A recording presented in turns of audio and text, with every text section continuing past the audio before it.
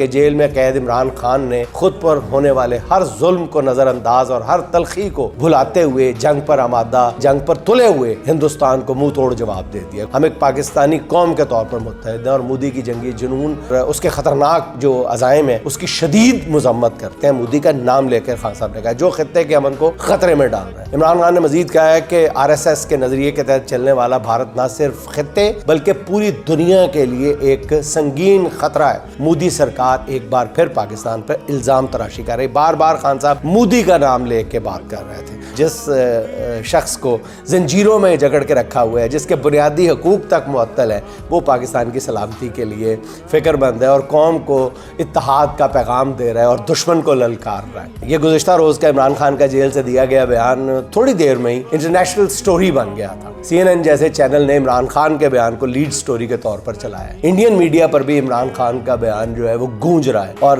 عمران کے بیان کو لے کر انڈین میڈیا پر باقاعدہ ایک ہاہاکار مچی ہوئی ہے۔ کسی کو اندازہ ہی نہیں تھا کہ جیل میں بیٹھا عمران خان ہندوستان کو ایسا منہ توڑ جواب دے گا۔ لوگ کچھ اور توقع لگائے بیٹھے ہوئے تھے، لیکن خان صاحب نے ایسی کوئی بات نہیں کی۔ اس سے بھی زیادہ تکلیف دہ بات یہ ہے کہ عمران خان کے جس بیان نے بھارتیوں کو آگ لگا دی ہے، وہ انڈین میڈیا کئی گھنٹوں سے اس بیان کو وہ پیٹ رہا ہے، پاکستانی میڈیا سے وہ بیان غائب ہے۔ کتنے افسوس کی بات ہے۔ ایک طرف سرکار کہتی ہے قومی یکجہتی، قومی یکجہتی، اور عمران خان نے جیل میں بیٹھ کے قومی یکجہتی کی بات کی ہے۔ آپ سے زیادہ سخت ہے جب بات کی ہے، ٹی وی پہ نہیں چل سکتا۔ یہ کون سی قومی یکجہتی ہے؟ خود آپ اپنے گریبانوں میں ایک لمحے کے لیے جھانک کے تو دیکھیں کہ پاکستانی میڈیا سے عمران خان کا یہ بیان بھی غائب کرنا ہے آپ نے۔ میڈیا پر عمران خان کا نام آنے سے زبردستی اقتدار میں بٹھائے گئے لوگوں کو بہت تکلیف ہوتی ہے، بلکہ سب سے زیادہ تکلیف ہوتی ہے۔ اور ایک طرف آپ یہ بھی دیکھیں کہ یہ جو نون لیگ کے بھونپو ہیں، جو بات پہ آسمان سر پہ اٹھا لیتی ہے، خان نے یہ کہہ دیا، خان نے وہ کہہ دیا،